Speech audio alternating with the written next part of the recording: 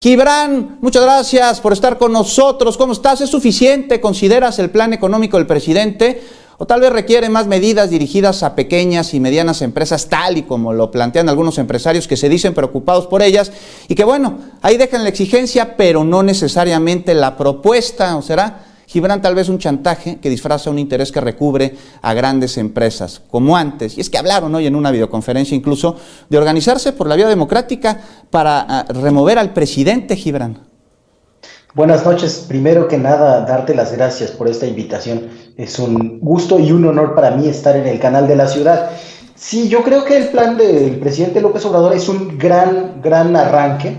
No creo que sea un plan definitivo, porque en casos como esta emergencia, las cosas van evolucionando y se van evaluando cada día. Así como en el caso de la emergencia sanitaria, se hará en el caso de la emergencia económica, que sin duda se avecina. Sí llama la atención la beligerancia de algunos intelectuales y algunos políticos, porque parece que nada más se están montando a la agenda empresarial de demandar una sola cosa: que se contrate deuda para que se rescate a los empresarios, a los grandes empresarios. ¿Por qué digo que esto es lo que quieren? Bueno, primero, porque lo han dicho explícitamente, que quieren que se contrate deuda porque ahora hay dinero barato. Pero ¿por qué digo que a los grandes?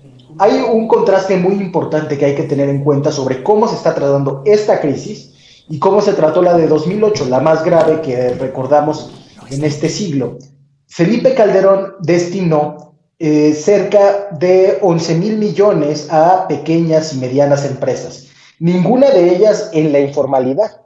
Y buena parte del apoyo que se prestó fue para una aerolínea, una gran empresa.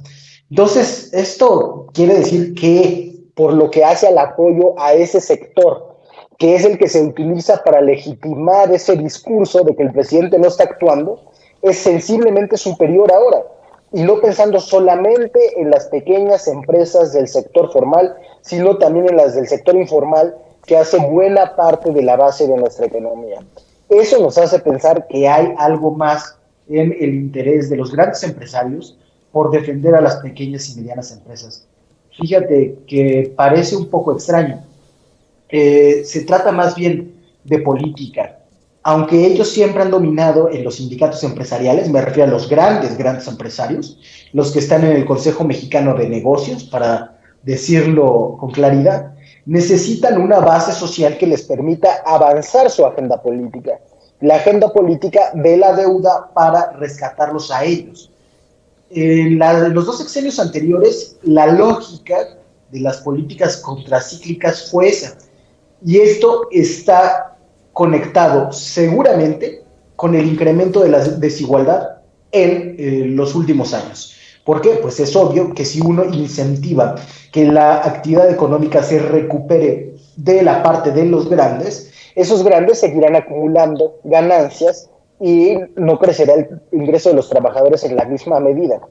Si antes se planteaban los planes económicos para rescatar o para impulsar la economía desde arriba, el presidente López Obrador ha presentado un plan económico para proteger a las personas. Sí, seguramente van a quebrar muchas empresas, medianas, pequeñas y micro. Está pasando en todo el mundo y no podemos escapar a esa condición, a esa circunstancia en las que nos ha puesto la enfermedad del nuevo coronavirus.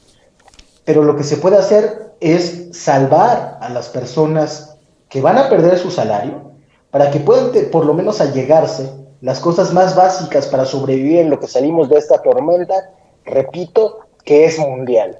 Entonces, allí donde muchos dirigentes empresariales y economistas dicen que hay del desperdicio de una oportunidad, lo que hay es una pugna política, porque el gran capital no descansa para hacer política ni siquiera en las tragedias. A veces es cuando se amasan más grandes fortunas y parece que una parte del empresariado mexicano no se está comportando a la altura. En la reunión con Carlos Salazar, respondía a comunicaciones en un chat donde decían que se le pidiera la renuncia al presidente. Fíjate, están acostumbrados a ser los patrones, como que pueden pedir renuncias a presidentes de la República que, les aclaró Carlos Salazar, son electos democráticamente. Es un escándalo, pero corresponde al viejo estilo de hacer las cosas de los propios empresarios, de los grandes empresarios, de una pequeña élite que se ha visto afectada, entre otras cosas, porque se acabó la condonación de impuestos, porque se acabó la política fiscal favorable para ellos por lo que significaban en la economía mexicana. Oye, Gibran, pero aquí hay algo que me gustaría señalar. El presidente dejó muy claro en que no va a aumentar a los impuestos, es decir, tal vez no salve a los grandes empresarios, pero tampoco los va a tocar. Lo único que les está pidiendo es que cumplan con sus obligaciones tributarias, que paguen impuestos y que lo hagan a tiempo.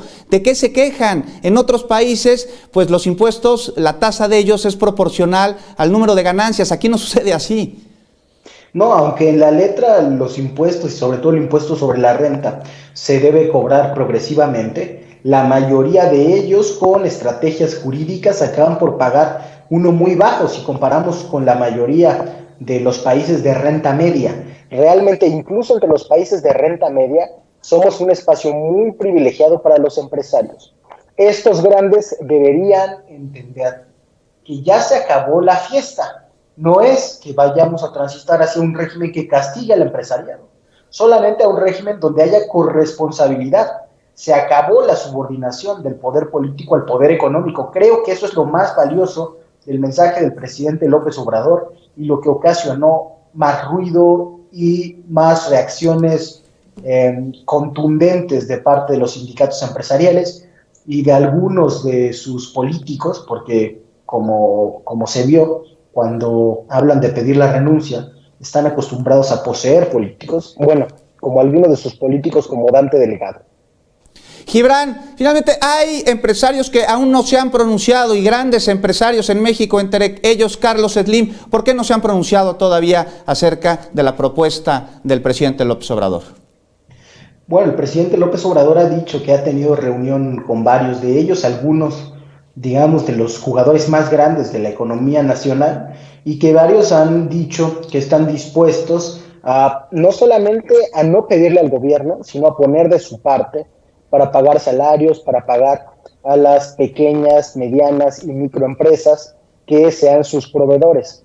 Si esto es así, yo creo que es lo mínimo que podrían hacer, porque saben que dependen en una gran medida del mercado interno y que finalmente el bienestar del país es un bienestar futuro para ellos. Incluso si se hablara de una reforma fiscal, en el largo plazo tendríamos un mejor clima de negocios si tuviéramos los derechos más o mejor satisfechos que ahora. Un ejercicio de derechos, un piso parejo, nos beneficia a todos. Probablemente haya quienes tengan esa visión y sepan que hay que privilegiar en tiempos de crisis a las personas y no a los dueños del dinero, a las personas morales, que ni siquiera son personas, ¿no? Sino que son entidades que no tienen derechos, aunque se actúa como si se tuvieran, y que deben de colaborar en estas épocas. Sentido común, Gibran, pues te agradecemos muchísimo que nos hayas acompañado aquí en 21 Noticias en Capital 21 en el canal de la Ciudad de México. No, muchas gracias a ustedes.